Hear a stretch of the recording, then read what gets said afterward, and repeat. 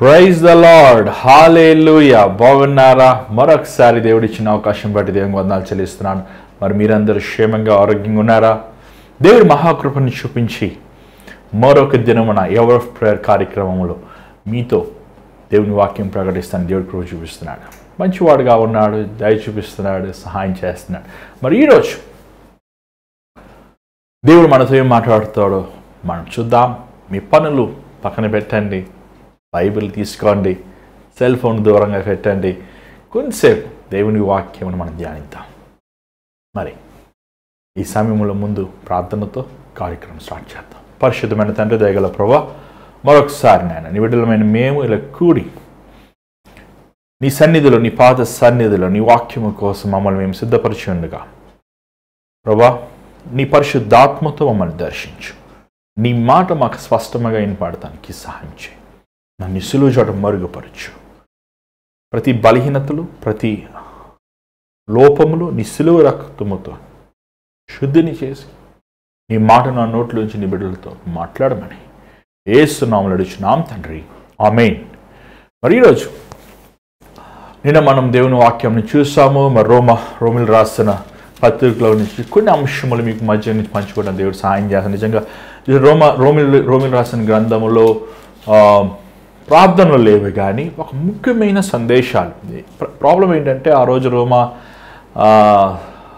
లో ఉన్న విశ్వాసుల సమస్యలు ఏంటంటే వారు సగం ప్రభు సగం లోకం అందరితో పాటు చదువుకున్నారు కాబట్టి వారు మనుష్యుడు జ్ఞానముతో వారు ప్రశ్నించారు అనేక ప్రశ్నలు. దానికి తగ్గట్టు పౌలు గారు చక్కగా వారికి దేవుని వాక్యములో ఉన్న యేసు ప్రభు ఈ విమోచన నిమిత్తం యేసు ప్రభు చిందిన రక్తము ద్వారంగా ఎలాగ పాప క్షమాపణ జరిగిన సంగతులు అనేకమైన చక్కగా వివరిస్తూ ఒక మంచి విలువైన మాటలు పౌలు చెప్తూ మనం చూస్తున్నాం. మరి ఈరోజు యేసు ప్రభు దేవుని విశ్వాసం గురించి మనం ధ్యానిద్దాము. మరి రోమిలు రాసిన పత్రిక 3వ అధ్యాయం మొదటి నుంచి కొన్ని వచనాలు చూద్దామండి. బైబిల్ ఉన్న వారు చూడండి, లేని వారు ఆలకించండి. అట్లయితే యూదునికి కలిగిన గొప్పతనమేమి? సున్నతి వలన ప్రయోజనమేమి? ప్రతి విషయమందును అధికమే మొదటిది. దేవోక్తులు యూదుల పరము చేయబడని. చదవండి. కొందరు అవిశ్వాసులైననేమి, వారు అవిశ్వాసులైనందున దేవుడు నమ్మదగినవాడు కాకపోవునా? అట్లనరాదు. నీ మాటలలో నీవు నీతిమంతుడుగా తీర్చబడినట్లును నీవు వ్యాజ్యమాడినప్పుడు గెలుచున్నట్లును అని వ్రాయబడిన ప్రకారము ప్రతి మనుష్యుడు అబద్ధికుడుగును, కానీ దేవుడు సత్యవంతుడు కాక తీరాడు. చాలు. ఇక్కడ పౌలు ఒక చాలా ముఖ్యమైన అంశాన్ని మనకి బయలుపరుస్తున్నాడు. ఏమంటున్నాడంటే దేవుడు సత్యము, మనుష్యులు అబద్ధికులు. చూడండి, నేను అవునవ్వండి, మీరు అవునవ్వండి, మనమందరం అబద్ధికులమే. లేదండి అది కాదండి, నేను యేసుప్రభు బిడ్డని, నేను పెద్ద పాస్టర్ని. నిజం చెప్పండి, నేను ఎంత పెద్ద పాస్టర్ని, ఇంకా అబద్ధం ఆడలేదు అసలు రక్షించబడ్డాక. ఒక్క అబద్ధం కూడా ఆడలేదు అసలు. నేను ఆడాను, నాకు తెలుసు కదా ఎన్ని అబద్ధాలు ఆడానో నాకు తెలుసు. 16 సంవత్సరాలు రక్షించబడ్డానండి. ఇప్పుడు నా 38 సంవత్సరాలు. ఈ 22 సంవత్సరాల్లో ఎన్నిసార్లు అబద్ధం ఆడానో. అప్పుడు ఎందుకు రక్షణ అంటారా? రక్షించబడ్డాక అబద్ధం ఆడినప్పుడు పరిశుద్ధాత్ముడు నన్ను ఒప్పించాడు. పరిశుద్ధాత్ముడు నన్ను బయలుపరిచిన అనేకసార్లు నేను వెళ్ళి, అయ్యా నేను ఇంత అబద్ధం ఆడాను, నన్ను క్షమించయ్యా అని అడిగిన రోజులు బోల్డ్ ఉన్నాయి. సారీ బ్రదర్, బై మిస్టేక్ చెప్పలేదు, నిజమే అబద్ధం చెప్పాను, మీతో క్షమించండి అన్న రోజులు బోల్డ్ ఉన్నాయి. అబద్ధము మనుషులు అన్నాక అబద్ధాలు ఆడతారండి. అందుకని అబద్ధమనే మనం కొనసాగించుకుంటూ కూడదు, మనలో మార్పు రావాలి.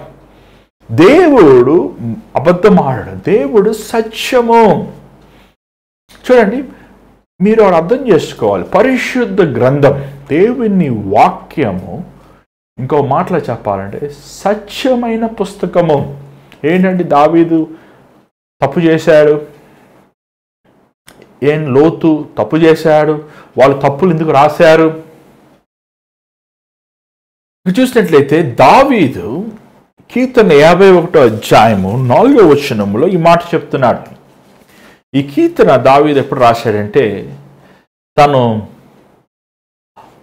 ఉరియా భార్య అయిన బెత్షెబాతో వ్యభిచారం చేశాక, ఆ వ్యభిచారము పాపముగా మారినప్పుడు, తన భర్తని హతం చేసినప్పుడు, ఆ పాపములు కొనసాగుతున్నప్పుడు, నాతాను ప్రవక్తను గద్దించినప్పుడు, తన దేవుని మందిరములోకి వెళ్ళి పశ్చాత్తాపముగా తన హృదయాన్ని సరిచేసుకుంటున్న సంగతి మనం చూస్తున్నాం. ఆ సమయమున ఈ కీర్తన రాశాడని మనకు తెలుసు. కీర్తన 51:4 చదవండి. నీకు కేవలము నీకే విరోధముగా నేను పాపం చేసి ఉన్నాను, నీ దృష్టి ఎదుట నేను చెడుతనము చేసి ఉన్నాను, కావున ఆజ్ఞ ఇచ్చినప్పుడు నీవు నీతిమంతుడుగా అగుపడదు, తీర్పు తీర్చినప్పుడు నిర్మలుడుగా అగుపడదు. ఇక్కడ చూసినట్లయితే కీర్తనదారుడు దావీదు అంటున్నాడు, అయ్యా నేను నీ ఎదుట పాపం చేసి ఉన్నాను. దావీదు పరిశుద్ధాత్మ ద్వారా అభిషేకించబడినవాడు. దావీదు కీర్తన పాడుతున్నప్పుడు సౌలునున్న దురాత్మ పారిపోయింది. దావీదు తన జీవితంలో అనేకమైన యుద్ధములు జయించాడు. దావీదు తన జీవితంలో దేవునికి హృదయానుసారమైన వాడిగా జీవించాడు. ఏదో అయిపోయాక దాని ముందునే జీవిస్తున్నాడు. గొలియాతుని హతం చేశాడు, తన శోధనలన్నీ తట్టుకున్నాడు. కానీ ఎప్పుడైతే పాపంలో పడ్డాడు, ఎప్పుడైతే దేవుని కార్యములకి విరోధముగా తను బ్రతికాడు, చూసినట్లయితే 4వ వచనంలో, అయ్యా నేను నీకు విరోధముగా పాపం చేశాను. ఈరోజు చాలామంది బోధ ఎలా ఉంటుంది తెలుసా అండి, నువ్వు రక్షించబడ్డావా, నువ్వు బాప్తిజం తీసుకున్నావా, ఇంకంతే, నువ్వు పరిశుద్ధుడివి, నీ కృప ఉంది కాబట్టి యు ఆర్ ఫ్రీ, హల్లెలూయా హల్లెలూయా కొట్టండి, చేపలు కొట్టండి, ఇంక నువ్వు పాపివి అని నువ్వు ఏడవకూడదు, అరవకూడదు. మనమందరమే పరిశుద్ధులు, మనమందరం అభిషేకించబడిన వారమే, మనమంతా రాజులమి, మనకు దేవుడు అధికారం ఇచ్చేశాడు. చూడండి, ఇది ఈ హితబోధ అంటారు దీన్ని. వాక్యం సరిగా చదవాలి. మనం రక్షించబడ్డాక, బాప్తిజం పొందాక, ప్రభువుకు మన హృదయం సమర్పించాక మనలో వ్యత్యాసాలు ఉండవా? ఉంటాయి. మన పౌలునే తీసుకోండి, బర్నబానే తీసుకోండి, వాళ్ళు వ్యత్యాసాలు ఉన్నాయి, వాళ్ళు మనస్తత్వాలు ఉన్నాయి, వాళ్ళు ఏమండి మనం పౌలుని చూడగలుగుతాం. పౌలు చాలా క్లియర్, తనలో నేను దేవుని అతిశయం ఉంది అంటే, నేను ఒక శిష్యుల్లో ఒక శిష్యుని అంటాడు అంటే, తనలో ప్రభువుతో నడిచే కొలిది, ప్రభువుతో తన యాత్రను కొనసాగే కొలిది తనలో దీనత్వము, పరిశుద్ధత, యథార్థత అనే ఫలములు సంపూర్ణమవుతూ మనం చూడగలుగుతున్నాం. ఇక్కడ ఏమంటే, నీకు విరోధముగా నేను పాపం చేసి ఉన్నాను, నువ్వు మాత్రమే you are right in the వేటిక్, నువ్వు న్యాయం తీర్చేవాడు ప్రభు ఒక్కడే. చూడండి, మనమందరం పాపులమే, మనమందరము దుర్మార్గులమే, మనమందరము దేవుని ఆజ్ఞని మీరిన వారమే, మనలో లోపములు ఉన్నాయి, మనలో బలహీనతలు ఉన్నాయి, మనం పడిపోయిన వారమే. కానీ మనము ఎదుటివాడిని చూచి, పక్కవాడిని చూచి, వాడికంటే నేను మెరుగు, వాడు పాపి అంటానికి మనకి అధికారం లేదు. చూడు, ఆ రోజుల్లో ఆ యూదులు వాళ్ళు ఎంత నిష్ఠ ఆచారం అంటే, మేమే అబ్రహాం సంతతి, మేమే మోషే మమ్మకు నాయకుడు, మేమే ఏర్పరచబడిన వారమే అనే అతిశయము, గర్వము వాళ్ళు ఉంటే మనం చూడగలుగుతున్నాం. కానీ ఎప్పుడైతే యేసు ప్రభు వచ్చి, ఎప్పుడైతే యేసు ప్రభు పునరుద్ధానుడైక పరిశుద్ధాత్ముడు శిష్యుల మీద ఆవరించినప్పుడు, వారు యూదుల కంటే అన్ని జనుల దగ్గర అధికమైన ఆశ్చర్యమైన కార్యాలు చేశారు. ఆ కొర్నేలి ఇంట్లో ఒక అన్యుడు, ఇంకనూ బాప్తిజం ఇవ్వకముందే వారు పరిశుద్ధాత్మను పొందుకున్నారు. అవన్నీ చూసినప్పటికీ వారికి అర్థం కాలేదు అపోస్తలకి, ఏంటిది అసలు ప్రిన్సిపల్స్, ఫండమెంటల్ ప్రిన్సిపల్ నీటి బాప్తిజం కదా, నీటి బాప్తిజం లేకుండానే వీరు పరిశుద్ధాత్మ పొందుకుంటున్నారేంటి అంటే, దేవుడు ఎంతగా అన్ని జనుల్ని ప్రేమిస్తున్నాడు, ఎంతగా ఆయన దయను, ఆయన కృపను సమానంగా ఎలాంటి భేదములు లేకుండా ప్రభు కృప చూపే సంగతిని వారు గుర్తు చేసుకున్నప్పుడు అది వారికి ఎంతో ఆశ్చర్యం కలిగజేసింది. కానీ అక్కడున్న ఆ రోములో ఉన్న ఆ యూదులు రోమా సామ్రాజ్యంలో ఉన్న ఏమండి వారు యూదా ధర్మశాస్త్రములను పఠించి ధ్యానించి వారి ఆచారాలను నడిపించుకున్న వారు ఏమంటారంటే, మేము వారి అంటే వీరు క్రైస్తవులు అయినప్పటికీ, వీరు రక్షించబడినప్పటికీ, వీరు మారు మనసు పొందినప్పటికీ వీరిలో ఆ వ్యత్యాసాలు ఉన్నాయి. మీరు అన్యజనులు క్రైస్తవులు, మేము యూదుల నుంచి క్రైస్తవులుగా వచ్చాము,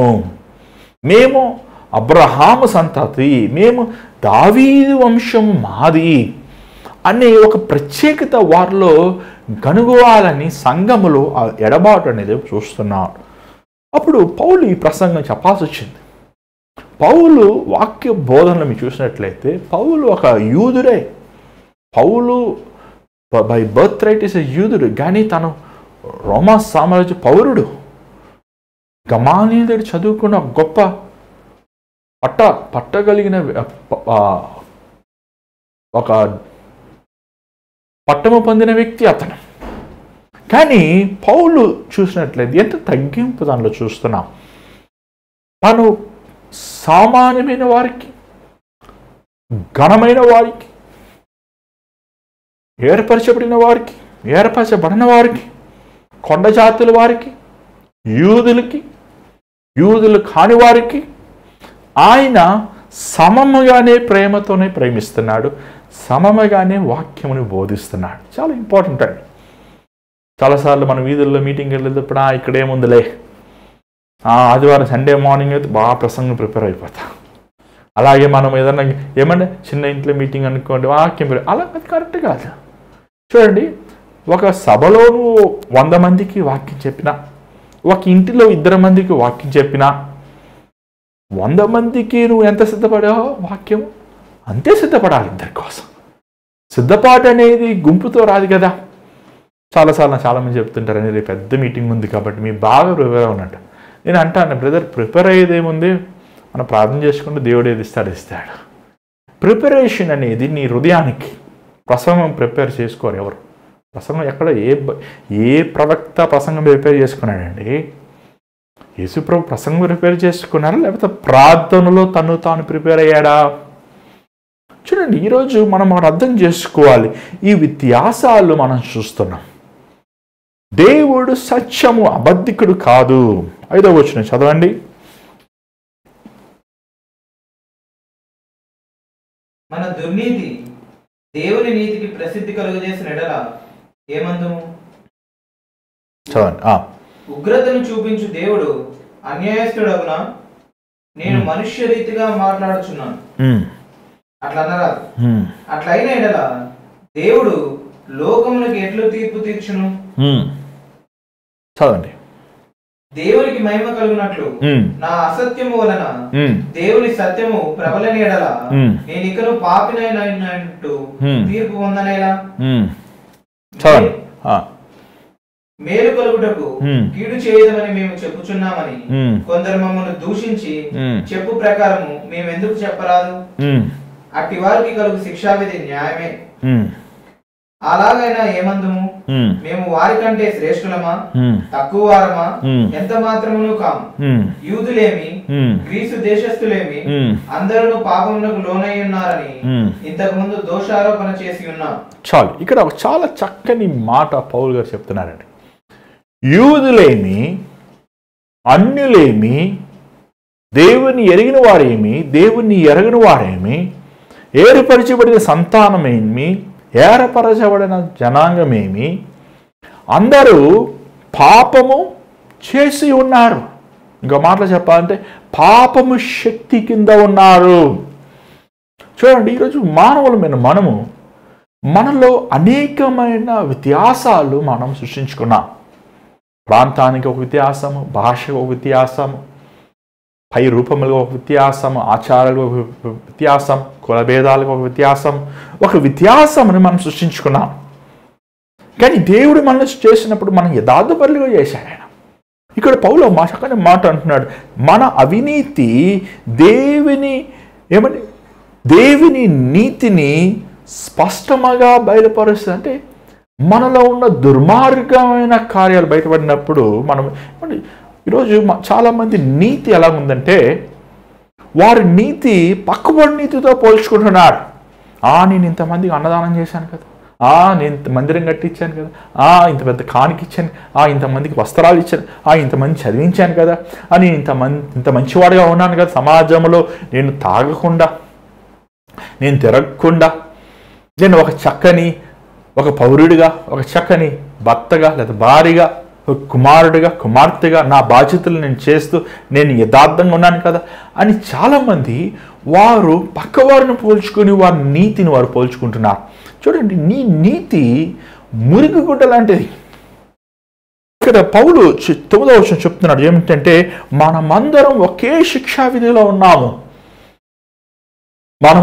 మనమందరము పాపం అనే శక్తికి, పవర్ ఆఫ్ సిన్ ఇంగ్లీష్ బైబిల్లో ఉంది, పాపం అనే శక్తికి, పాపము వాళ్ళకి, పాపం అనే ఏమని చీకటికి లేదా పాపం అనే ప్రభావానికి మనం బానిసలై ఉన్నాము. ఏమంటే బానిసలే. మానవుడు అన్నవాడు ఈ లోకములో జన్మించిన ప్రతి ఒక్కడు పాపములన్నీ జన్మించినాడు. జన్మ పాపము, కర్మ పాపం మనలో ఆటోమేటిక్గానే ఉంది. ఎవరు నేర్పించాడు స్కూల్లో పిల్లలకి అబద్ధాలు అలాగా ఆడాలని? ఎవరికి చెడు మాటలు మాట్లాడి ఎవరు నేర్పించరు? ఈ దుర్మార్గమైన పనులు మనము పాపములో పుట్టిన వారమే. కానీ యేసు ప్రభువులో పాప బీజము లేదు. కన్నికైన మరి గర్భాన్న పరిశుద్ధాత్మ ద్వారా జన్మించారు. ఇక్కడ చూసినట్లయితే పౌలు అంటున్నాడు, చూడండి, ఈ 10వ వచనం చదవండి, 10, 11 కూడా చదవండి దయచేసి. 10వ వచనం చదవండి, 10 నుంచి చదవండి దయచేసి. రోమీయుల రాసిన పత్రిక 3వ అధ్యాయం 10వ వచనం దయచేసి. మీ బైబిల్ కూడా చూడండి. ఇందులో గురించి వ్రాయబడినదేమనగా, నీతిమంతుడు లేడు, ఒక్కడునూ లేడు, గ్రహించువాడు ఎవడునూ లేడు, దేవుని వెతుకువాడు ఎవడునూ లేడు. చదవండి, 12 చదవండి, 12, 13, 14, 15 చదవండి. అందరూ త్రోవ తప్పి ఏకముగా పనికిమాలిన వారైరి. అలా పనికిమాలం అవుతాను మనం. పనికిమాలం వాటిని మనం ఆరాధించినప్పుడు పనికిమాలం అవుతాం. పనికిమాలం వాటిని వెతికినప్పుడు పనికిమాలం అవుతాం. పనికిమాలం కార్యములు మనం చేసినప్పుడు పనికిమాలం అవుతాం. పనికిమాలం అయ్యి దాని తర్వాత చదవండి. మేలు చేయువాడు లేడు, ఒక్కడైనా. అందుకే ఆ రోజు దేవుడు సద్బోధకుడు అన్నప్పుడు, నువ్వు నన్ను ఎందుకు సద్బోధకుడు అంటున్నాను అడిగాడు యేసు ప్రభు యవనస్తుని చూసి. దేవుడు తప్ప మంచివాడు ఎవడు లేడు. A good teacher. దేవుడు మంచివాడు. ఆయన గుణమే మంచి గుణము. ఆయన స్వభావమే ప్రేమ స్వభావం. ఆయన ఆయన ఆయన ఆయన ఏమంటే ఆయన సన్నిధి పరిశుద్ధమైన సన్నిధి. ఆయన ఎంతో పవిత్రమైన వాడు. దాని తర్వాత చదవండి 13వ వచనం. వారి గొంతుక తెరిచిన సమాధి, తమ నాలుకతో మోసం చేయదురు. వారి పెదవుల క్రింద సర్ప విషం ఉన్నది. వారి నోటి నుండి శపించుటయు పగయు ఉన్నవి. రక్తము చిందించుటకు వారి పాదములు పరిగెత్తుచున్నవి. నాశనమును కష్టమును వారి మార్గములలో ఉన్నవి. ఇక్కడ చూసినట్లయితే పౌలు 5 విషయాలు కూడా చెప్తాడు. మన గొంతు ఏమంటే గొంతు. ఈ గొంతు సోత్రోట్ కోవిడ్ వస్తే గొంతు వస్తుంది, గొంతులో పెయిన్ వస్తుంది అంటున్నారు చాలామంది. గొంతు నా నుండి నాలిక, పెదములు, నోరు, పాదములు, కళ్ళు, ఈ అన్నీ ఏమంటే చెడిపోయినవి. ఈ పాపాన్ని సృష్టిస్తున్నాయి. దీని అన్నింటికి మూల కారణం ఏంటి చెప్పండి? హృదయములో ఉన్న ఆలోచనలోనే నీ మాటలు ఉన్నాయి. హృదయములో ఉన్న ఆలోచనల వల్ల, హృదయములో ఉన్న ఆశల వల్ల నీ దృష్టి ఉంది. నీ పాదములు పరిగెడుతున్నాయి. చూడండి, మానవుడు హృదయము చెడిపోయింది. ఈరోజు బయటికి మనము ఎన్నెన్నో వేషాలు వేసుకుంటున్నాం, ఎన్నెన్నో ఆచారాలు వెంబడిస్తున్నాం, ఎన్నెన్నో పద్ధతులు మనం వెంబడిస్తున్నాం. కానీ మన హృదయములో ఉన్న కపటము, మన హృదయములో ఉన్న దుర్మార్గమైన స్థితి, మన హృదయములో ఉన్న పాపము, మన హృదయములో ఉన్న సాతాను క్రియలు, మన హృదయములో ఉన్న భ్రష్టత్వము, అది బయటపడంటుంది ఈరోజు. అందుకే ఈరోజు మనం ఏమంటే పైన చూసుకుంటున్నాం కానీ మన శరీరం భాగముల వెనకాల ఉన్న ఆ పాప హృదయం అనేది గ్రహించుకోవట్లేదు. ఏమంటే 18వ వచనం చదవండి. వారి కన్నుల ఎదుట దేవుని భయం లేదు. వారి కన్నుల ఎదుట దేవుని భయము లేదు. ఇది చాలా చదవండి. ప్రతి నోరు మూయబడినట్లును సర్వలోకము. చాలు ఒకసారి ఈ మాట చూద్దాం. వారి కళ్ళు ఎదుట దేవుని భయం లేదు. ఇది చాలా విచారకరమైన సంగతి. ఈరోజు సంఘములో ఉన్న విశ్వాసుల మధ్య, సంఘములో ఉన్న సేవకుడి మధ్య, సంఘములో ఉన్న సంఘ పెద్దల మధ్య, సంఘములో వస్తున్న ప్రతి ఒక్కరిలో మీ కళ్ళు ముందు ఏమున్నాయి చెప్పండి? పాస్టర్ గారేమో ఎవరు కానుక ఎక్కువ ఇస్తారా అని చూస్తారా, సంఘ పెద్దలేమో ఎవరికి ఎక్కువ అధికారం ఉందని చూస్తారు, విశ్వాసులేమో ఎవరు మనకు ఈ సంఘంలో ఉపయోగపడతారా అని చూస్తున్నారు. చూడండి, నీ నేత్రముల ముందు మందిరములు, సరే లోకం వదిలేండి, ఇంకా లోకంలో ఉన్న వాళ్ళకి ఏమంటాయి? సినిమాలు, శికారాలు, ఇంకా వాళ్ళకు కామ ఇచ్చలు, కామ కోరికలు, కామ ఆశలు, పాపముతో నిండున్న నేత్రం. సరే వదిలేండి. సంఘం గురించి మాట్లాడుతున్నాం. పౌలు గారు సంఘం గురించి మాట్లాడుతున్నాడు. సంఘములో వచ్చిన వారికి ఏముండాలి? వారి నేత్రముల ముందు దేవుని భయం ఉండాలి.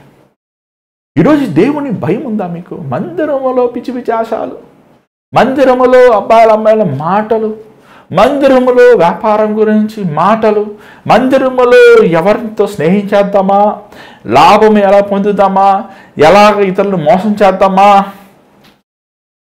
మందిరములో వ్యాపారములు, మందిరములో కొట్లాట్లు, మందిరములో విభేదాలు, మందిరములో ఆయాసకరమైన ఆలోచనలు.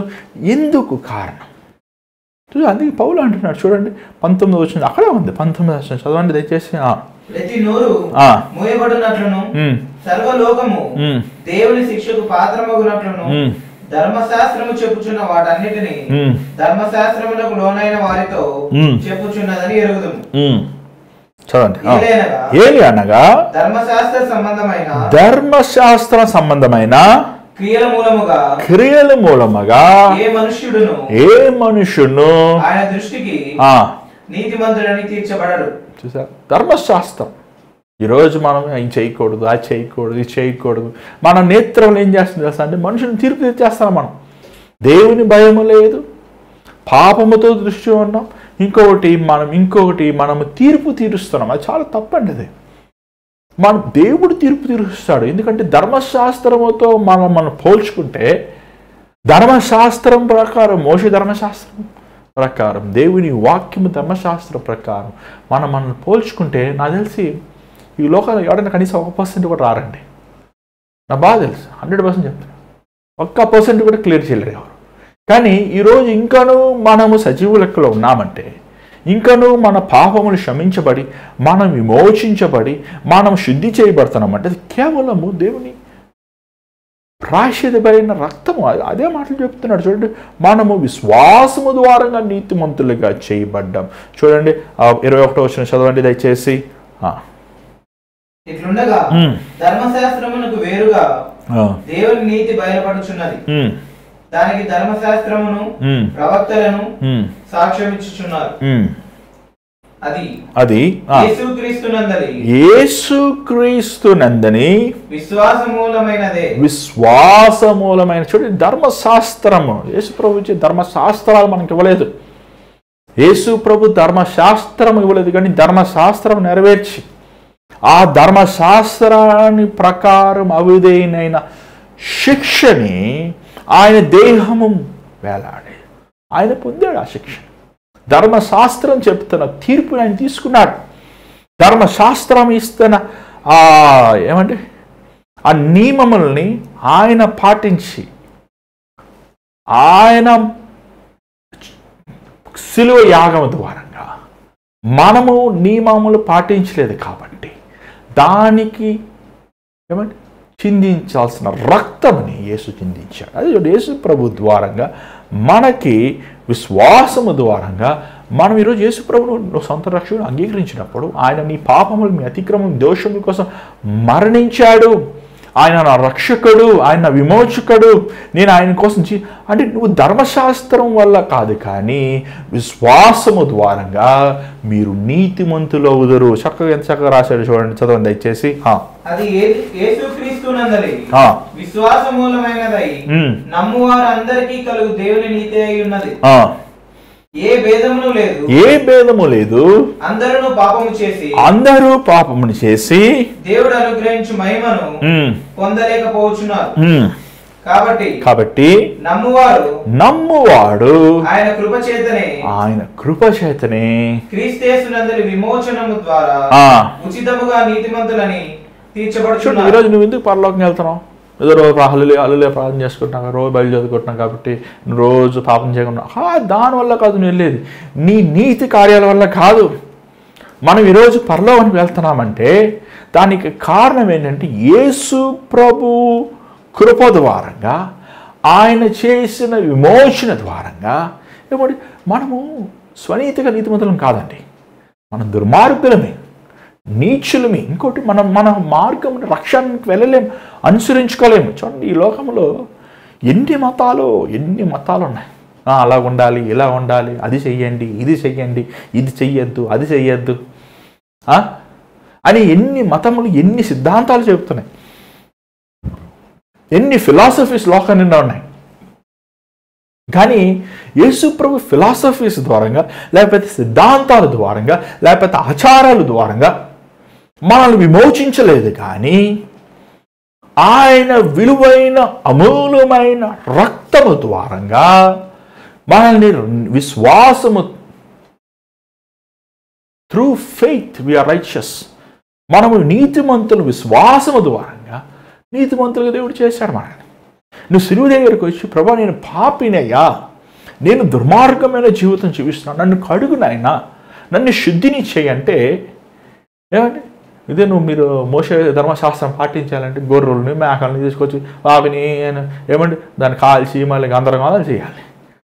ఈరోజు అది అవసరం లేదు. ఎందుకంటే ఆ గొర్రెలు మేకలు, ఎన్ని గొర్రెలు ఇస్తావు, ఎన్ని మేకలను ఇస్తావు, ఎన్నిసార్లు పాపిని నేడుస్తావు? యేసు ప్రభు దగ్గరికి వచ్చినప్పుడు యేసు ప్రభు జంతువులు రక్తం అంటే విలువైన రక్తం అనేది. ఆయన రక్తము సకల పాపములు తుడిచివేయను, సకల శాపములు కొట్టివేయను, సకల అపరాధములు చూడండి, నీతిమంతుడు దేవుడు మన నీతిమంతుడు చేశాడంటే ఒక పాపి పశ్చాత్తాపడి మారు మనసు పొంది దేవుడు బిడ్డాడు అయ్యని అలా చూడండి తండ్రి. ఒక వ్యక్తి, ఒక పాపమే చేయలేదని చూస్తాడు. యేసు ప్రభు రక్తము మన నీతిమంతులకు చేసినప్పుడు రేపు మన తండ్రి మా సన్నిధిలో ఉన్నప్పుడు ఆయన మనల్ని ఒక పాపి, ఈయన ఒక అబద్ధికుడు, ఈయన ఒక మోసగాడు, ఈయన ఒక వ్యభిచారి, ఈయన ఒక పాపంని పెట్టి మనుషులు మన పేర్లు పిలుస్తారు. వాడు తాగుబోతండి, వాడు వ్యభిచారండి, వాడు భ్రష్టుడండి, వాడు అదండి ఇదండి. రేపు దేవుడు మనల్ని మన అసలు పాపమే నువ్వు చేయలేదు అని నీతిమంతులుగా మన దేవుడు చూస్తాడంట, పిలుస్తాడంట. ఎంత గొప్ప భాగ్యం అని, ఎంత గొప్ప భాగ్యం. దాని తర్వాత చదువుదామండి, 25వ వచనం చదవండి దయచేసి. పూర్వం చేయబడిన పాపములను దేవుడు తన ఓరిమి వలన ఉపేక్షించినందున ఆయన తన నీతిని కనపరచుకోవాలని క్రీస్తు రక్తమునందని విశ్వాసము ద్వారా ఆయనను కరుణాధారముగా బయలుపరచను. కరుణాధారము, ఎ సాక్రిఫైస్ ఆఫ్ అటోన్మెంట్. అంత విలువైన మాట అండి. కరుణాధారముగా కరుణ చూపించాడండి. మనము క్షమించబడటానికి కూడా యోగ్యత లేదు. మనము మోక్షానికి, పరలోకానికి వెళ్తానికి ఏం మాత్రం అర్హత లేదు. మనకి ఇచ్చిన అవకాశాలన్నీ మనం పోగొట్టుకున్నాం. మనకి ఇచ్చిన నియమములన్నీ మనము వెంబడించలేదు. అన్ని విధములుగా మనం ఓడిపోయాం, అన్ని విధాలుగా మనం విఫలమయ్యాం. మనకి ఈ లోకంలో పుట్టిన ప్రతి ఒక్కడికి నరకమే నియమించబడింది.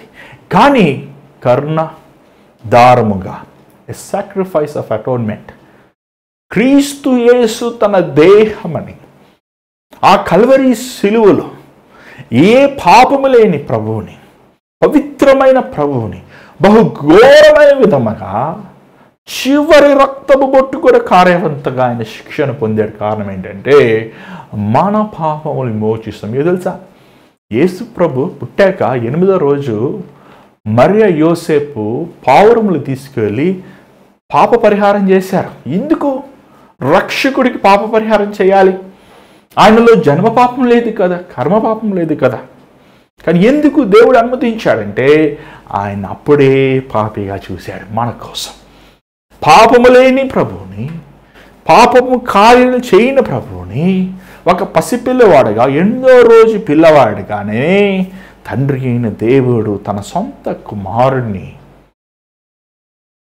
మన కోసం ఒక పాపిగా, ఒక దుర్మార్గుడిగా, ఒక నీచుడిగా, ఒక భ్రష్టుడిగా, మన పాపముల కోసం సిలువలో వేలాడే గొర్రె పిల్లగా ఆయనని చూశాడు. గొప్ప, ఇది మామూలు విషయం కాదండి. ఏ తండ్రి తన కొడుకుని పాపిగా చూడడం, అది పసిపిల్లడుగా. మన చెడ్డవాడు మనమే, మన బిడ్డలు ఎంత విలువ చూస్తాం. కానీ మంచి తండ్రి, ప్రేమ కలిగిన తండ్రి, ఏనాడు ఎప్పుడు తన తండ్రిని దుఃఖ పెట్టలేదు యేసయ్యను. ఆయన ఆ దినమునే ఇతడు నా పాపము చేసిన వాడు, ఇతడు నా జనముల కోసం తన రక్తమును చిందించబడాలని తన నేత్రములు చూసిందండి. అంత ప్రేమ మన ప్రభు చూపిస్తాడు మన పట్ల. ఈరోజు ఇక్కడ చూసినట్లయితే ఈరోజు మన నీతిమంతులం అయ్యామంటే దానికి కారణము యేసు ప్రభు రక్తం. అక్కడే ఉంది చూడండి, అదే మాట అక్కడ రాయబడింది. దాని తర్వాత చదవండి దయచేసి. దేవుడు ఇప్పటి కాలమందు తన నీతిని కనపరచు నిమిత్తము తాను నీతిమంతుడును యేసునందు విశ్వాసము గల వానిని నీతిమంతుడిగా తీర్చువాడునై ఉండుటకు ఆయన అలాగు చేశాను. చదవండి. ఇక్కడ చూసినట్లయితే మన యేసు ప్రభు ద్వారా నీతిమంతులుగా మన ఉగ్రతని ఆయన మీద పెట్టి చూడండి. పాత నిబంధనలు ఏంటంటే 2 గొర్రెలు తీసుకెళ్ళాలి. ఒక గొర్రెని 2 గొర్రెల మీద నువ్వు ఒప్పుకోవాలి నీ పాపాలు. ఒక గొర్రెని ఏం చేస్తానంటే దాన్ని బలివ్వాలి, ఇంకో గొర్రెని ఊరు బయటికి వేలేయాలి. దేవుడు మన కోసం వెలేయబడ్డాడు, కల్వరి శిలువలో బలయ్యాడు. ఇది చూసినట్లయితే 27వ వచనం చదవండి. ఇక్కడ చదవండి దయచేసి. కాబట్టి అతిశయ కారణం ఎక్కడ? అది కొట్టివేయబడను. ఎట్టి న్యాయమును బట్టి అది కొట్టివేయబడను. క్రియ న్యాయమును బట్టియా? కాదు, విశ్వాస న్యాయమును బట్టియే. చూడండి, ఇక్కడ ఈ యూదులకి ఎక్కువ మాట్లాడితే మా ధర్మశాస్త్రాలు ఉన్నాయి కదా, మా లేఖనాలు ఉన్నాయి కదా. మీరు ఈరోజు కూడా వేలింగ్ వాల్ అంటారు, సొలొమోను కట్టించే గోడ ఉంటుంది. ఆవిడ పట్టుకుని ఆ తోరా పట్టుకుని చదువుతూనే ఉంటారు. తోరా అంటే కదండి మన బైబిల్లో ఉన్న మొదటి 5 అధ్యాయాలే. ములా వంగి ఏడు చేసి చదువుతూనే ఉంటారు. నేను అనుకున్నా బాబు యేసు ప్రభు మీ ఓడు అంతే కదా, మరి ఆయన యూదులు రాజు కదా.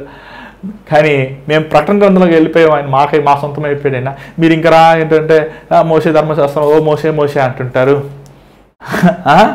మాకేంటి దేవుడు ప్రకటన గ్రంథం తీసుకెళ్ళిపోయాడు, మా పరిశుద్ధాత్మ ఇచ్చాడు. ఇంకా మీరేంటయ్యా ధర్మశాస్త్రము ఆజ్ఞలు ఆజ్ఞలు ఆజ్ఞలు ఆజ్ఞలు ఆజ్ఞలు అంటే ఏంటయ్యా? కనికరము, కృప, క్షమించేవాడు, పరిశుద్ధపరిచేవాడు. ఎంత నాకు ఒళ్ళు జలధరించిందన్నాడు.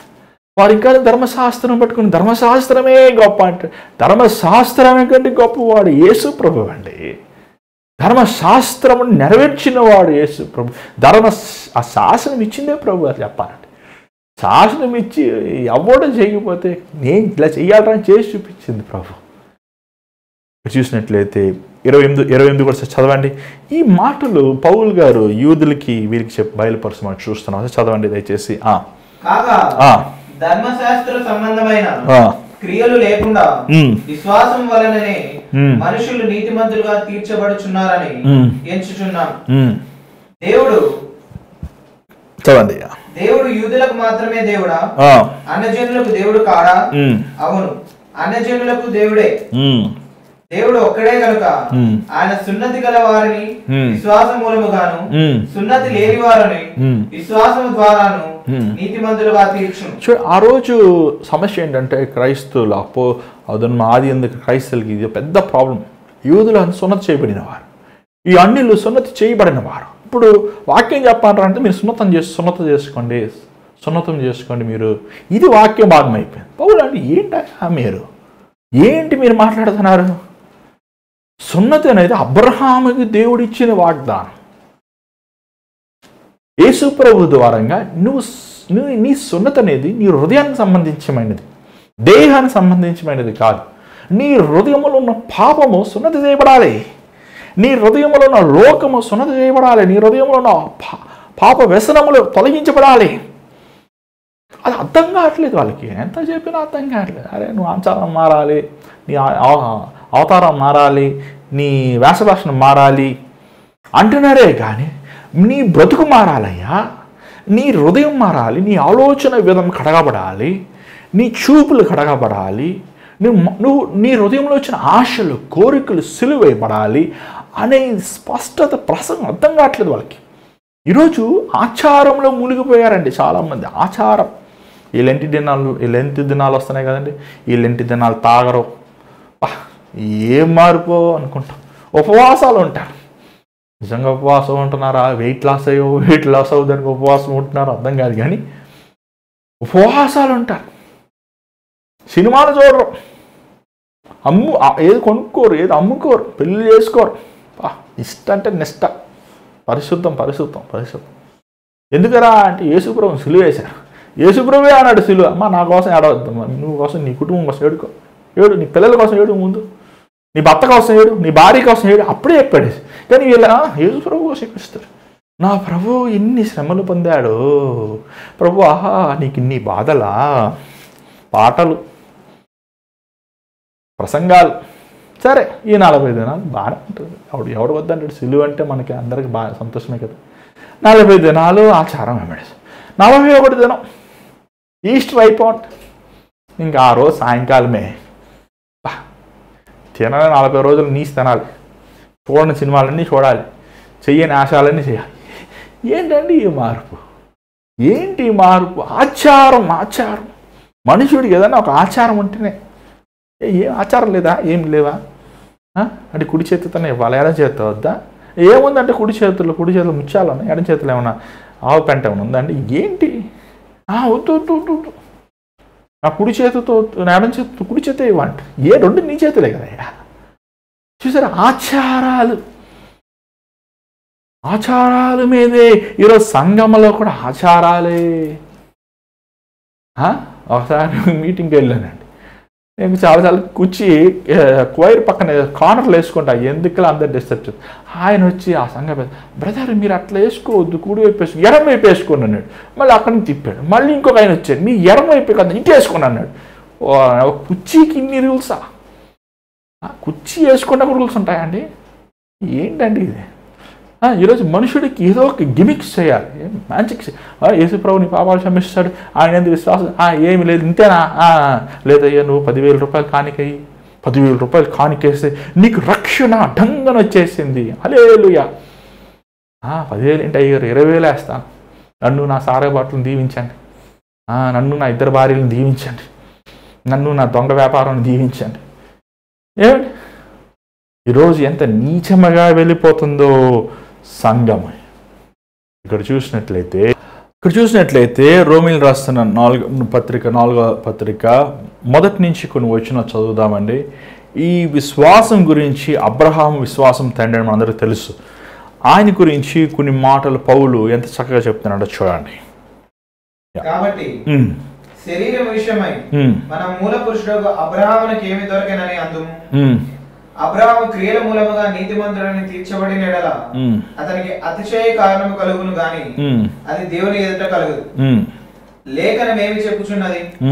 అబ్రహాము దేవుని నమ్మెను, అది అతనికి నీతిగా ఎంచబడదు. ఇక్కడ చూసినట్లయితే మీకు అది అర్థం కావాలంటే ఆదికాండం 14వ అధ్యాయం మీ బైబిల్ ఒకసారి తిప్పితే మీకు అర్థమవుతుంది నేనేం చెప్తున్నాను. ఆదికాండం 14వ అధ్యాయము మనము 22వ వచనం చదువుదాం. అబ్రాము నేనే అబ్రామును ధనవంతునిగా చేసి తినని నీవు చెప్పకుండానట్లు ఒక నూలు పోగైనను చెప్పుల వారైనను నీ వాటిలో ఏదైనాను తీసుకున్నానని ఆకాశమునకు భూమికిని సృష్టికర్తయను సర్వోన్నతుడను దేవుడనైన యెహోవా ఎదుట నా చేయి ఎత్తి ప్రమాణం చేసి ఉన్నాను. ఇక్కడ చూసినట్లయితే అబ్రహాము తన లోతుని 4 రాజుల దగ్గర నుంచి విడిపించినప్పుడు వారు అంటారు, అయ్యా మాకు మనుషులు మాత్రం ఇచ్చి వస్తువులను తీసేసుకో అంటే అబ్రహాం అంటాడు, నాకు ఒక్క చిన్న చీపురు పుల్ల కూడా వద్దాయా, నన్ను రేపు నేను ధనవంతుని అవుతాను, దేవుడు నాకు ఖచ్చితంగా ధనవంతుడు చేస్తాడు, కానీ మీ ధనం వల్ల ధనవంతుడయ్యానని మీరు అనుకుంటారు. కాబట్టి నా దేవుని యందు నేను విశ్వాసం ఉంచాను. చూడండి, that is the main emphasis ఇక్కడ. అదే 15వ అధ్యాయంలో మనం చూసినట్లయితే 15వ అధ్యాయంలో 6వ వచనం ఒకసారి చదవండి. అతడు యెహోవాను నమ్మాను, ఆయన అది అతనికి నీతిగా ఎంచెను.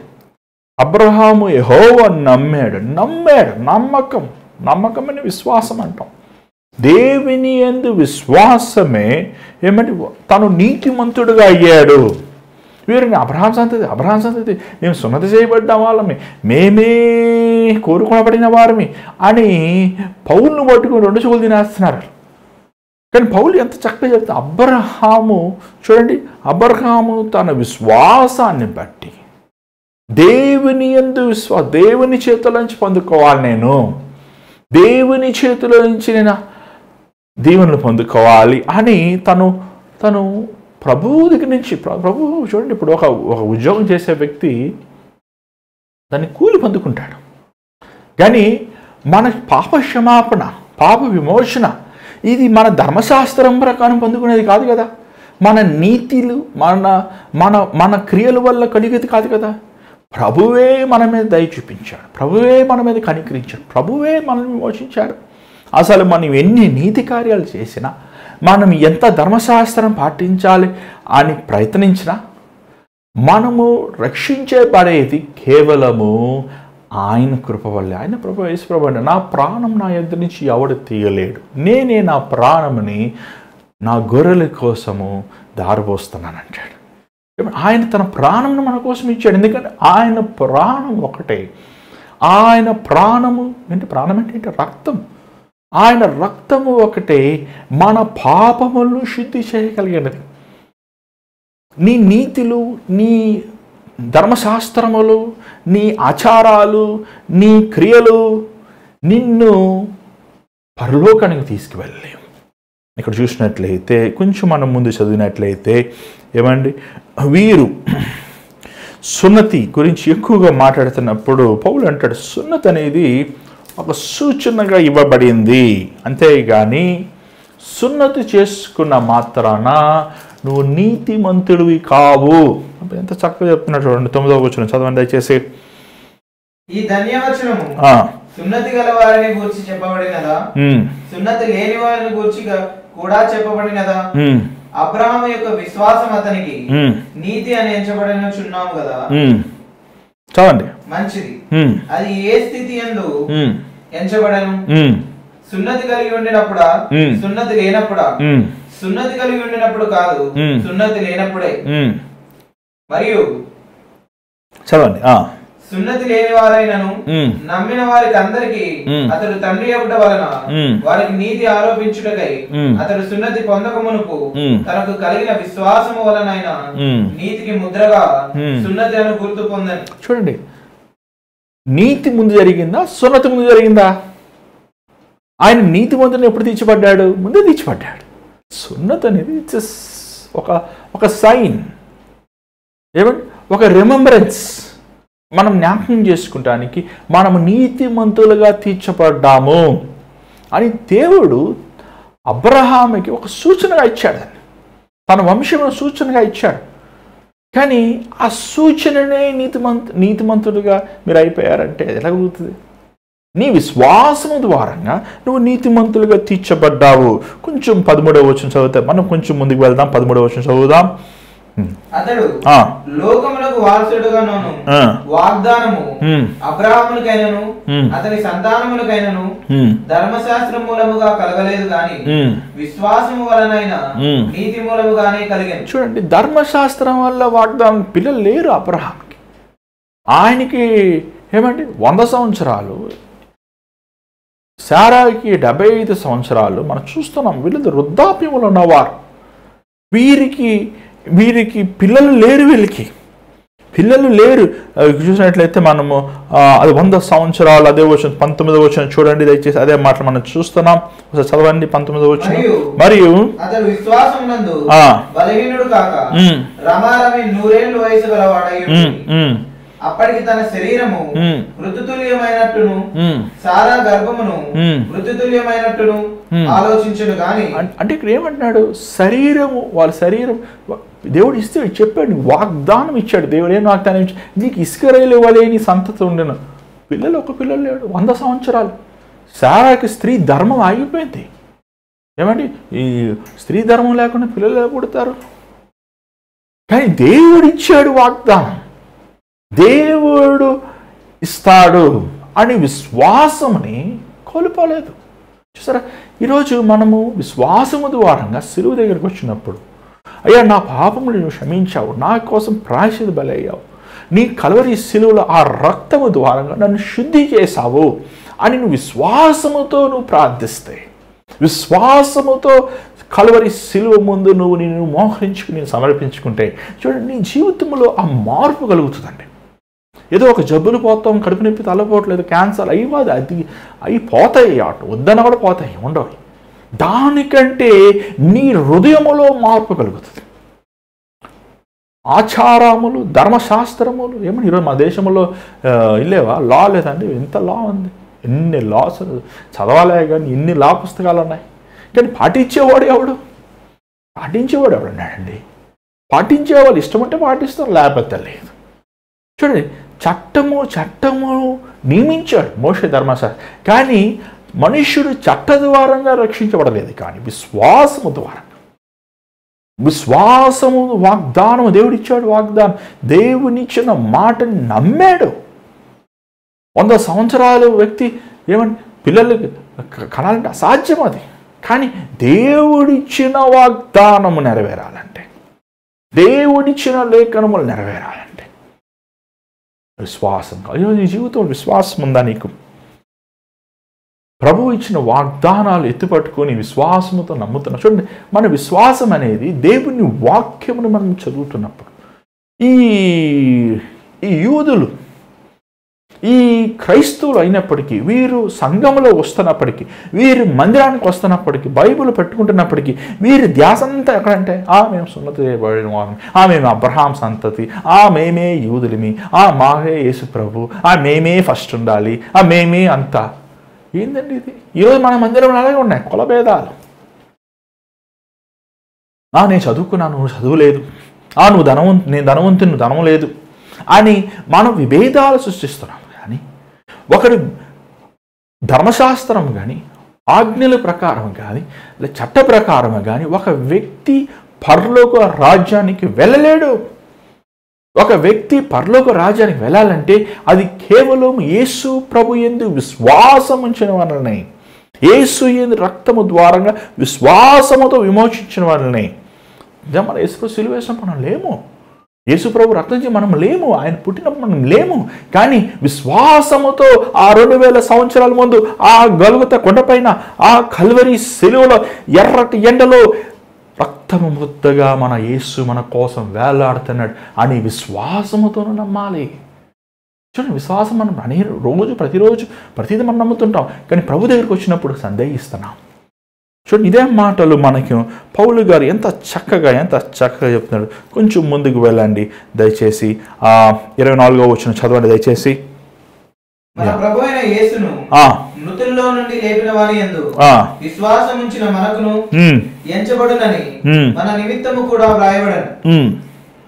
ఆయన మన అపరాధముల నిమిత్తము అప్పగింపబడి మనము నీతిమంతులముగా తీర్చబడుటకై లేపబడను. చూడండి, మనము యేసు యందు విశ్వాసం ఉంచినప్పుడు ఎలాగ యేసు ప్రభు మృతి పొందినప్పటికీ 3వ దినమున లేచాడు, మనము లేస్తాం.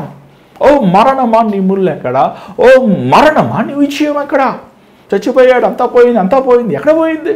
అసలు ఇప్పుడే లైఫ్ స్టార్ట్ అయిందయ్యా. నువ్వు చావుతోనే లైఫ్, అసలు యాక్చువల్ లైఫ్ ఇప్పుడే స్టార్ట్ అయింది. ఒక విశ్వాసికి చావు ఒక ప్రమోషనే. మరణం అనేది ఏమండి? ఒక అభివృద్ధే కానీ, ఒక దీవెనే కానీ, ఒక ఆశీర్వాదమే కానీ, ఒక లాభమే కానీ అది నష్టము కాదు. తను ఈ లోకం నుంచి పరలోకానికి వెళ్ళాడంతే, ఈ లోకం నుంచి దేవుని రాజ్యాన్ని ప్రవేశించాడంతే. ఈరోజు అందరికీ మనం పరలోకం వెళ్దాం అంటున్నాం, కానీ ఎంతమంది పరలోకం కోసం సిద్ధపడుతున్నాం? మనం మరణంను సంధించాలి, కానీ ఈ మరణం అనేది ఈ లోకం నుంచి మనం పరలోకానికి వెళ్తున్నాము అనే నిశ్చయత, విశ్వాసం మీకుంది. యేసు ప్రభు సిలువ మరణము, సిలువ యాగము అది అంతటితో అయిపోలేదండి. ఆయన మూడోది పునరుద్ధానుడయ్యాడు. ఆయనలో జీవం ఉండెను, ఆ జీవం మనుషులకు వెలుగే ఉండి ప్రభు అప్పుడే చెప్పాడు, నేను ఈ మందిరమును పడగొట్టండి, నేను 3వ దినమున తిరిగి కడతానండి. 3 దినములను కట్టిన మన శిష్యులు అనుకున్నారు, ఈ 70 సంవత్సరాలు పట్టింది ఈ మందిరం కడతానికి, ఈయన 3 రోజులు కట్టి పెడతాను అంటున్నాడు ఏంటి? కానీ ఏ మందిరం గురించి ప్రభు అంటున్నాడు? పాప క్షమాపణ, మానవ జాతికి విమోచన, ధర్మశాస్త్రములు లేఖనములు నెరవేర్చి మానవ జాతి అందరికీ ఒకేసారి ఒకే నిమిషం ప్రాయశ్చిత బలి అయిన యేసు ప్రభు మరణముని జయించారు. అంతవరకు మరణం ఒక భయంకరమైనది, పాపం ఒక విషమైనది, కానీ దానిని కలువరి శిలువలో యేసు ప్రభు చిత్తపట్టేశారండి. 3వ దినం పునరుద్ధానుడయ్యాడండి. మరణం ఆయన పట్టుకోలేకపోయింది. సమాధి తలుపులు, సమాధి రాయి తొలగిపోయింది. ఆయన విజయశీలుడు. ఏమని మనం ఒక చర్చిన దేవుని ఆరాధిస్తలేదండి, లేకపోతే ఏదో ఒక సమాధిని మనం ఆరాధిస్తలేదు. మనం ఆరాధించేది జీవం కలిగిన వాడు, వాగ్దానములు ఇచ్చి నెరవేర్చేవాడు. ధర్మశాస్త్రములు, లేఖనములు మీరు బాగా చదివితే ఆ లేఖనములన్నీ కూడా యేసు ప్రభు దగ్గరికే వెళ్తున్నాయి. కానీ వీరు లేఖనములు, ధర్మశాస్త్రాలు పట్టుకొని, ఆచారాలు పట్టుకొని, అలవాట్లు పట్టుకొని, దాన్ని పట్టుకొని ఇదే కరెక్ట్ అంటున్నారు. కానీ ఆ లేఖనములు ప్రభు వైపు చూస్తున్న యేసు వైపు వెళ్ళలేకపోతున్నారు ఈరోజు చాలామంది. ప్రియమైన దేవుడు, ఇది కొంచెం ఆత్మీయ ఆహారమే, కొంచెం స్ట్రాంగ్ ఫుడ్. రోమా గ్రంథము కొంచెము ఏమంటారు, కొంచెం గట్టి అన్నం, సంకటి అంటారా, సంకటి ఏమంటే రాయిలాగా ఉంటుంది, కానీ తింటే ఆరోగ్యానికి మంచిది. అలా ఈరోజు నా మాటల ప్రసంగం అందరికి చాలామందికి అర్థం కాదేమో, కానీ దుఃఖపడద్దు, బాధపడద్దు, కన్నీరు కార్చద్దు, నీ దిగులన్నీ పోతాయి అని ఏవో ప్రసంగాలు చెప్తున్నారు కదా, అలాంటి ప్రసంగం కాదు ఇది. ఇది స్ట్రాంగ్ ఫుడ్. విశ్వాసం అంటే విశ్వాసమా అలా ఎట్లా ఉంటుంది అది ఏమంటే? సో జాగ్రత్తగా వినండి. నీ దృష్టిని, నీ హృదయమని, నీ ఆలోచన, నీ మనసుని ప్రభువు మీద ఉంచు, ప్రభువు యందు విశ్వసించు, ఆయన యందు నమ్ము. నీ పరిస్థితులు సమాధానం లేనప్పటికీ, చుట్టుముట్టి సిచ్యువేషన్స్ అన్నీ దేవుని వాగ్దానాలు విరోధముగా ఉంటున్నప్పటికి కూడా నీ విశ్వాసముని భయపెట్టాలని అపవాది ఎలాంటి గలిబిలు సృష్టించినప్పటికీ కూడా యేసు యందు నువ్వు విశ్వాసం కలిగి ఉండు. పౌలు అంటాడు, నేను మంచి పోరాటం పోరాడి నా పోరాటం కడమిటిచ్చితిని. మీరు నేను క్రీస్తు పోలు జీవించినట్లు మీరు నన్ను పోలు జీవించండి. అంటే అది ఎంత ఒక మెచ్యూర్ స్టేట్మెంట్ అండి. అది మామూలుగా అది అందరూ మనం చెప్పలేము అంత స్టేట్మెంట్, గొప్ప స్టేట్మెంట్. అయ్యా నేను చాలామందిని చూసాను, చచ్చిపోతారు, అయ్యా నా టైం వేస్ట్ చేసుకున్నానయ్యా, నా జీవితం వేస్ట్ చేసుకున్నానయ్యా, నేను పాడు చేసుకున్నాను అంతమంది. కానీ పౌలకు నో రిగ్రెట్స్. నేను ఫినిష్ చేశాను నా జాబ్. ఏ ఉద్దేశముతో దేవుడిని సృష్టించాడు ఈ లోకంలో, ఆ ఉద్దేశం నెరవేర్చాను. నేను డన్.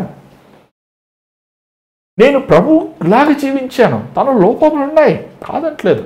తనలో మనిషి లోపములు ఉన్నాయి, లోపములు చేశాడు, పొరపాట్లు ఉన్నాయి, కానీ తాను సరిచేసుకున్నాడు, సరిదిద్దుకున్నాడు.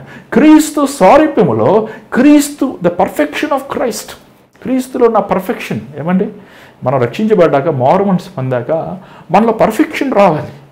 మన ప్రేమకి క్రీస్తు ప్రేమతో మ్యాచ్ అయినప్పుడు రెండు పర్ఫెక్ట్గా అలా ఉండాలి, మ్యాచ్ అవ్వాలి. క్రీస్తులో ఉన్న కనికరంతో మన జీవితంలో కనికరం ఇతరుల పట్ల పర్ఫెక్ట్గా మ్యాచ్ అవ్వాలి. ఆ పర్ఫెక్షన్లో మనం రావాలి. అలా వచ్చినప్పుడు మన జీవితాలు బాగుపడతాయి. దయచేసి ఈరోజు మీరు హృదయం దేవుని సమర్పించుకోండి. ఈరోజు మీ దేవుని ఎందుకు విశ్వాసం ఉంది, దేవుని వాక్యం చదవండి. మరి దేవుని చిత్తమైతే మరలా ఈ రోమీయులకు రాసిన పత్రిక కొంచెం ధ్యానిద్దాము.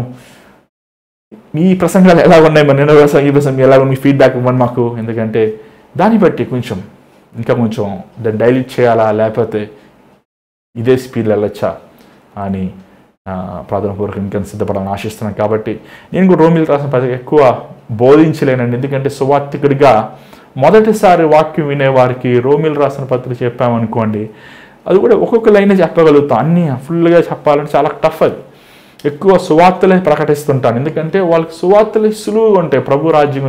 కానీ రోమిలు రాసిన పత్రిక సువార్త కాదు, ఇది ఆత్మీయ సంఘంలో ఉన్న వారికి, విశ్వాసులకి, తరతరములుగా క్రీస్తు వెంబడించే వారికి ఒక బలమైన ఆహారం ఇది. కాబట్టి కొంతమందికి బలమైన ఆహారం తింటే విరోచనలు పట్టుకుంటే అలా మీకేం పట్టుకుని కాకుండా మీరు ఎక్కువ సిద్ధపడండి, ఎక్కువ బైబిల్ చదవండి. ఏమైనా ఈ గ్రంథాలు పేతురు సంబంధించిన పౌలు రాసిన గ్రంథాలు మీరు చదువుతుంటే ఎక్కువ it's kind of more of ఒక్కొక్క లైన్లో మీరు బాగా చదివితే ఎంతో మర్మములు, ఎంతో ఆయన ఒక మామూలు ఎక్స్పర్ట్, మామూలు ఒక రైటర్ కాదైనా. శిష్యులు రాసిన దానికి పౌలు గారు రాసి చాలా వ్యత్యాసం ఉంది. ఎందుకంటే శిష్యులు ఏమంటే వాళ్ళు కొలికలు వాళ్ళు చాలామంది ఏంటి చిన్నవారు. ఇంకోటి వారు పరిచర్య కూడా దీనమైన పరిచర్య కాబట్టి వారు దాని తగ్గట్టే రాశారు. కానీ పౌలు సేవ చూసినట్లు కఠినమైన సేవ, కఠినమైన మనుషులు, రాజుల ముందు, అన్యుల ముందు, యూదుల ముందు కఠినమైన వారు. దానికి రాలేసి కొట్టారు, తన్నారు, గుద్దారు.